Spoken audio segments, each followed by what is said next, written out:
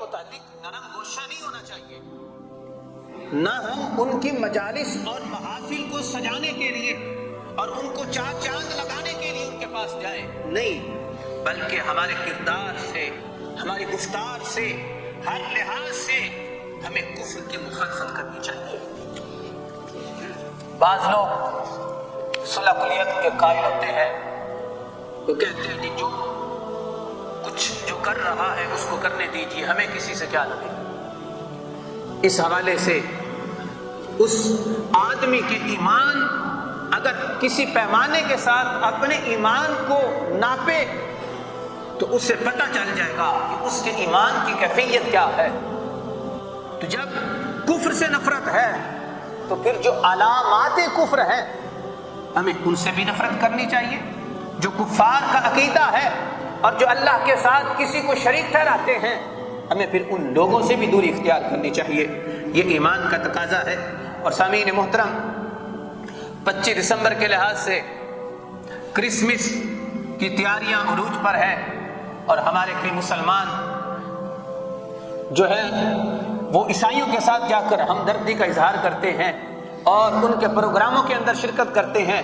اس حوالے سے اسلام ہمیں کیا حکم دیتا ہے، اسلامی تعلیمات کیا ہیں؟ سب سے پہلے یہ بات سے نشین کر لیں کہ دنیا کی کسی بھی تاریخ کے اندر، کسی بھی کتاب کے اندر حضرت عیسیٰ علیہ السلام کی جو ولادت ہے وہ 25 دسمبر کہیں پر بھی مذکور نہیں ہے۔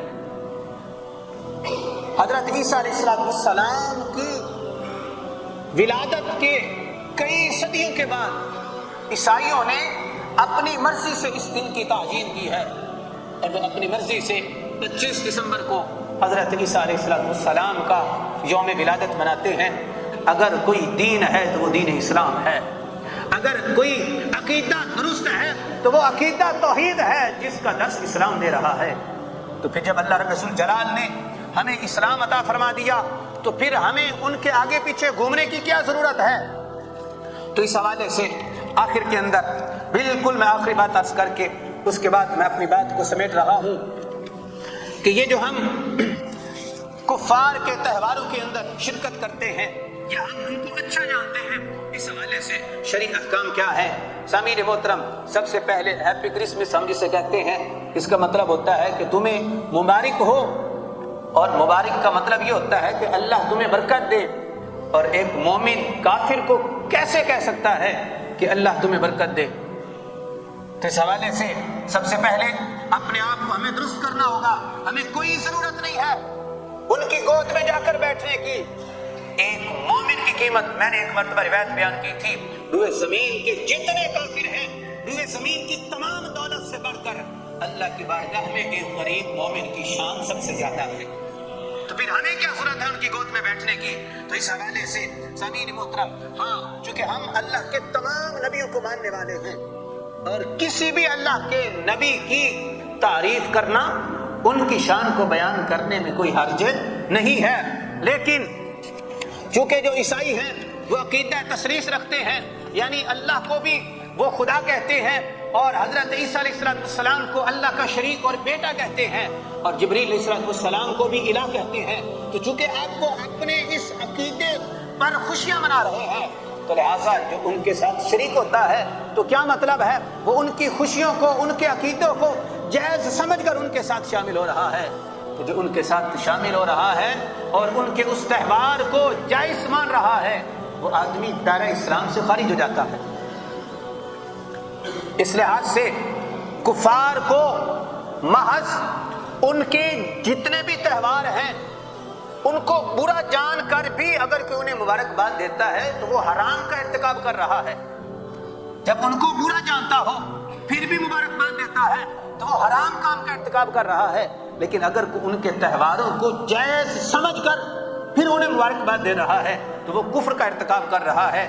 پھر یا کوئی بندہ اپنے ووٹوں کے لیے یا ان کے پروگراموں کو چار چاند لگانے کے لیے، ان کے پروگراموں کی شان و شوکت کو بڑھانے کے لیے اگر ان میں کوئی شرکت کرتا ہے تو وہ بھی کفر کا ارتکاب کر رہا ہے۔ یا ان کے مذہبی تہواروں پر، جیسے ہم عید پر شاپنگ کرتے ہیں اپنی، اور جو ہمارے تہوار ربیع الاول شریف یا اس طرح اور تہوار آتے ہیں، ایسے ہی کوئی بندہ ان کے تہواروں پر شاپنگ کرتا ہے تو وہ آدمی بھی کفر کا ارتکاب کر رہا ہے۔ اس حوالے سے سامعین محترم، ان کے کسی بھی تہوار کو، ان کی رسم کو اچھا سمجھنا یہ کفر کی علامت ہے۔ اگرچہ کئی سکالر بھی جو ہے ان کے وہاں سکھوں کے پاس جاتے ہیں، اور ہمارے کئی جو ہماری پارٹیوں کے کئی لیڈر ہیں وہ بھی ان کے پاس جاتے ہیں، کبھی سکھوں کے پاس کوئی جا رہا ہے، کبھی کوئی جا کر ہندوؤں کے مندروں کے اندر جا کر جناب والا وہ وہاں پوجا پاٹ کر رہے ہیں۔ تو ایسی تو ہماری اوپر، پھر جب ہماری فکر ایسی ہے تو پھر ہمارے اوپر ایسے حکمران مسلط ہیں۔ تو اس لحاظ سے سامعین محترم، جو بھی ان کے پاس جاتا ہے وہ حرام کام کا ارتکاب کر رہا ہے، اور اگر جائز سمجھ کر جاتا ہے تو وہ کفر کا ارتکاب کر رہا ہے۔ اللہ رب الجلال ہم سب کو دین اسلام کی پکی سچی محبت عطا فرمائے۔